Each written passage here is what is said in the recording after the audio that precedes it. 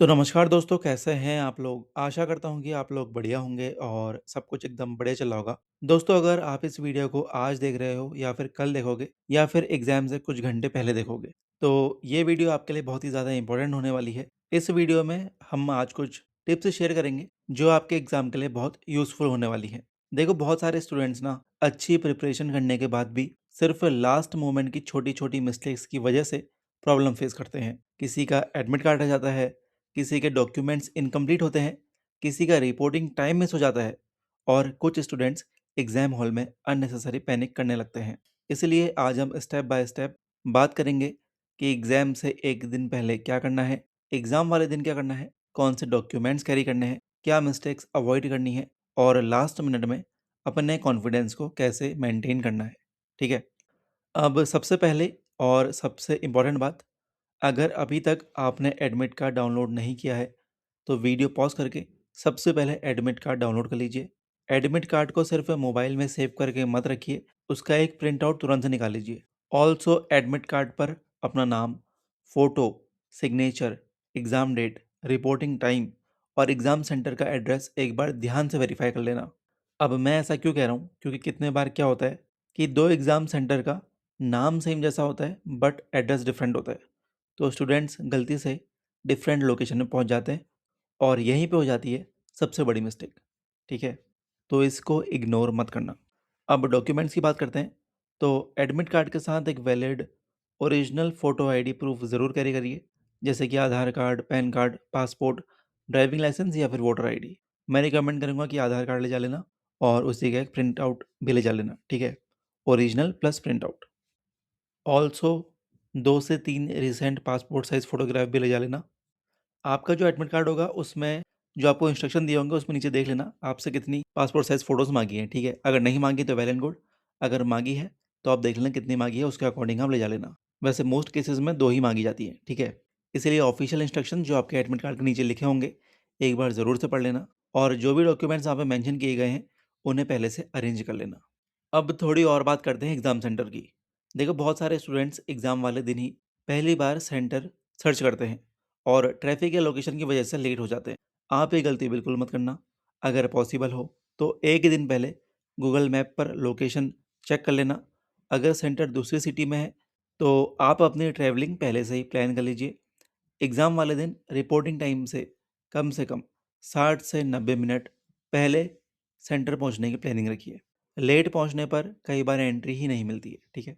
और अगर आपका एग्ज़ाम सेंटर सिर्फ 10 से 15 किलोमीटर की दूरी पे है, तो एक बार आप खुद से 1 दिन पहले उसको विज़िट करके आ जाइए, ठीक है? अब दोस्तों बात करते हैं लास्ट डे प्रिपरेशन की। तो सबसे बड़ी मिस्टेक जो स्टूडेंट्स करते हैं वो है नए टॉपिक्स स्टार्ट करना। देखो, एग्ज़ाम से 1 दिन पहले कोई भी नई बुक, नया पीडीएफ या नया यूट्यूब मैराथन मत शुरू करिए। अब सिर्फ़ रिवीजन का टाइम है। जो पढ़ा है उसी को रिवाइज़ करिए। अपनी फ़ॉर्मूला नोटबुक चेक करिए। अपनी प्रीवियस मिस्टेक्स देख लीजिए जो आपने करी है और अपने शॉर्ट नोट्स कंप्लीट कर लीजिए। देखो, लास्ट डे का टारगेट कॉन्फिडेंस बिल्ड करना होना चाहिए, ना कि कन्फ्यूजन क्रिएट करना, ठीक है? अगर आप मॉक टेस्ट दे रहे हैं, तो एग्ज़ाम से 1 दिन पहले फुल लेंथ मॉक देना ज़रूरी नहीं है। इस स्टेज पर शॉर्ट प्रैक्टिस या प्रीवियस मिस्टेक्स रिवाइज़ करना ज़्यादा बेनिफिशियल होता है। अगर मॉक देने के बाद मान लो आपका स्कोर कम आ गया, तो अननेसेसरी स्ट्रेस बढ़ सकता है। इसलिए अपना कॉन्फिडेंस मेंटेन रखिए। अब हेल्थ की बात करते हैं। तो एग्ज़ाम से 1 दिन पहले हैवी ऑयली फूड बिल्कुल अवॉइड करिए। बाहर का अनहेल्दी फूड खाने से जितना हो सके उतना बचना। पानी अच्छी क्वांटिटी में पीना और प्रॉपर स्लीप लेना। रात भर जागकर पढ़ने का कोई फ़ायदा नहीं है। अगर आपकी स्लीप कंप्लीट होगी, तो एग्ज़ाम में कंसंट्रेशन ऑटोमेटिकली बेटर रहेगा। फ्रेश माइंड हमेशा टायर्ड माइंड से बेटर परफ़ॉर्म करता है। अब एग्ज़ाम वाले दिन सुबह जल्दी उठना, टाइम से रेडी हो जाना, एडमिट कार्ड, आईडी प्रूफ और डॉक्यूमेंट्स एक बार फिर से चेक कर लेना। मोबाइल आपका फुल्ली चार्ज हो या फिर ना हो, उससे एग्ज़ाम में कोई भी फ़ायदा नहीं मिलेगा, क्योंकि एग्ज़ाम हॉल के अंदर वो अलाउड नहीं होता है, ठीक है? इसलिए unnecessary gadgets, smart watch, Bluetooth devices या फिर प्रोहिबिटेड आइटम घर पर ही छोड़ दीजिए। अगर आप अपने व्हीकल से ट्रैवल कर रहे हैं या फिर अपने पेरेंट्स के साथ जा रहे हैं, तो आप उनको अपना फ़ोन दे सकते हैं। अगर आप अकेले ही आ रहे हैं, तो उसको बैग में ही रखना। इंश्योर करना कि आप एक बैग लाएँ, ठीक है? कितने लोग बैग नहीं लाते हैं, सिर्फ़ एडमिट कार्ड लेके आ जाते हैं और फ़ोन उनके पॉकेट में रहता है। तो एक बैग लाना और बैग को सबमिट कर देना बाहर ही, ठीक है? अगर आप अकेले आ रहे हैं तो। या फिर अगर आप स्कूटी वगैरह से आ रहे हैं, तो आप स्कूटी की डिग्गी में इसको रख सकते, ठीक है? या फिर अगर आपके पास हैवी व्हीकल जैसे कार वगैरह है, तो आप उसमें भी रख सकते हैं, ठीक है? अब दोस्तों एग्ज़ाम सेंटर पहुँचने के बाद किसी भी र्यूमर पर ट्रस्ट मत करना। अब दोस्तों जब र्यूमर्स की बात कर ही ली है, तो इसके ऊपर थोड़ा डीप डाइव कर लेते हैं। देखो एग्ज़ाम से पहले ना एक बहुत ही कॉमन चीज़ होती है, जैसे एग्ज़ाम के लास्ट के कुछ दिन बचते हैं, WhatsApp groups, Telegram channels, Facebook, Instagram और यूट्यूब पर इतनी सारी न्यूज़ आनी शुरू हो जाती हैं कि स्टूडेंट खुद कन्फ्यूज़ हो जाता है कि सच क्या है और झूठ क्या है। कोई बोलता है पेपर लीक हो गया, कोई बोलता है एग्ज़ाम पोस्टपोन हो गया, कोई बोलता है एडमिट कार्ड दोबारा रिलीज़ होगा, कोई फेक नोटिस शेयर कर देता है और कोई एक्सपेक्टेड क्वेश्चंस के नाम पर स्टूडेंट्स को कन्फ्यूज़ करना शुरू कर देता है। मेरी आपसे सिर्फ एक रिक्वेस्ट है, इन सब चीज़ों से जितना हो सके उतना दूर रहिए।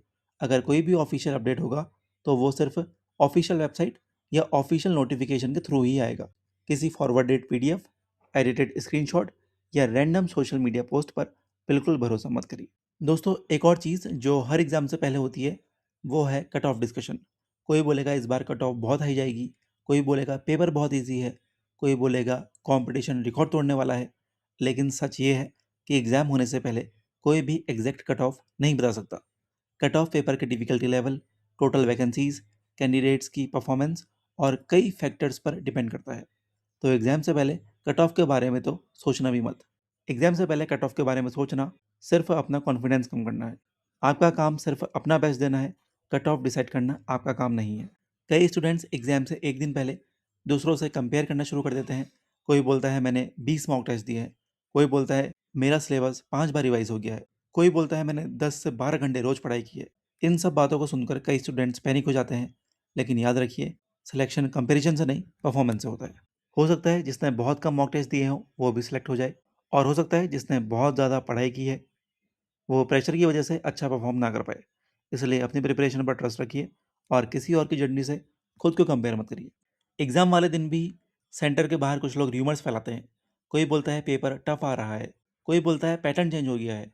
बस आपको अपनी स्माइल करनी है और आपको अपना काम करना है, ठीक है? जब तक ऑफिशियल इंस्ट्रक्शंस ना मिले, किसी भी बात पर बिलीव मत करिए। सेंटर के बाहर डिस्कशन करने से सिर्फ एंजाइटी बढ़ेगी और कंसंट्रेशन कम होगा। इन सब बातों को इग्नोर करना, लास्ट मोमेंट की र्यूमर्स सिर्फ कॉन्फिडेंस डिस्टर्ब करती है। अब जब एग्ज़ाम हॉल में बैठ जाओ, तो सबसे पहले इंस्ट्रक्शंस ध्यान से पढ़ लेना। अगर आपको कंप्यूटर में कोई टेक्निकल इश्यू लगता है, तो तुरंत इन्विजिलेटर को बताओ, टाइम वेस्ट मत होने दो। माउस क्लिक अच्छे से हो रहा है या फिर नहीं, कीबोर्ड अच्छे से चल रहा है या फिर नहीं, देख लो, ठीक है। कुछ भी दिक्कत हो, तुरंत बताना इन्विजिलेटर को। अब पेपर शुरू होते ही सबसे पहले हमें टारगेट करना है ईज़ी क्वेश्चंस। किसी एक डिफ़िकल्ट क्वेश्चन पर ज़्यादा मिनट वेस्ट मत करना।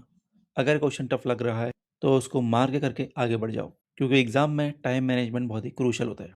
ऑल्सो अगर नेगेटिव मार्किंग एग्ज़ाम में है, तो रैंडम गेसिंग अवॉइड करना। सिर्फ वही क्वेश्चन अटेम्प्ट करना जहाँ रीज़नेबल कॉन्फिडेंस हो। अगर नेगेटिव मार्किंग नहीं भी है, तब भी क्वेश्चंस को प्रॉपर्ली पढ़कर आंसर देना। जल्दी के चक्कर में सिली मिस्टेक्स मत करना। अगर पेपर एक्सपेक्टेड से डिफ़िकल्ट आ जाए, तो पैनिक मत करना। याद रखो डिफ़िकल्ट पेपर सबके लिए डिफ़िकल्ट होता है, इसलिए काम रहना और मैक्सिमम करेक्ट अटेम्प्ट्स करने की कोशिश करना। और बीच में अगर एंग्ज़ायटी या फिर नर्वसनेस फ़ील हो, तो सिर्फ 10 से 15 सेकंड के लिए आइज़ क्लोज़ करके नॉर्मल ब्रीदिंग करना और फिर पेपर कंटिन्यू करना। कभी भी ये मत सोचना कि पेपर खराब हो गया। जब तक एग्ज़ाम कंप्लीट नहीं होता, तब तक कमबैक का चांस होता है। पेपर कंप्लीट होने के बाद आंसर सबमिशन से पहले एक बार रिव्यू ज़रूर करना, अगर आपके पास टाइम बचा है तो, ठीक है? क्योंकि अगर मान लो आपने छोटी सी भी मिस्टेक करी है और आपके वो पकड़ में आ गई, तो आप उसे रेक्टिफ़ाई कर सकते हैं। तो आप उस पे एक्शन ले सकते हैं, ठीक है?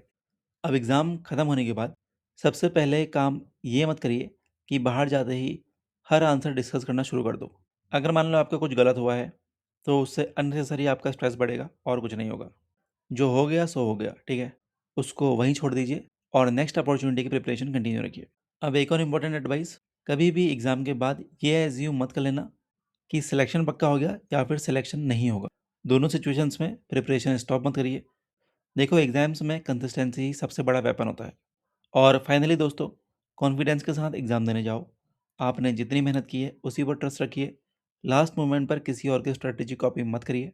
अपनी प्रिपरेशन, अपना रिवीजन और अपनी स्ट्रैटेजी ही फॉलो करिए। पॉजिटिव माइंडसेट के साथ पेपर दीजिए, टाइम मैनेज करिए और हर क्वेश्चन को कामली सॉल्व करिए। अगर ये वीडियो आपको हेल्पफुल लगी हो, तो इसे उन सभी फ्रेंड्स के साथ शेयर करिए जिनका एग्ज़ाम आने वाला है। I wish you all the very best. Take care. मिलता हूँ आपसे कुछ शानदार और धमाकेदार वीडियो में। अभी लेता हूँ अलविदा, तब तक के लिए धन्यवाद।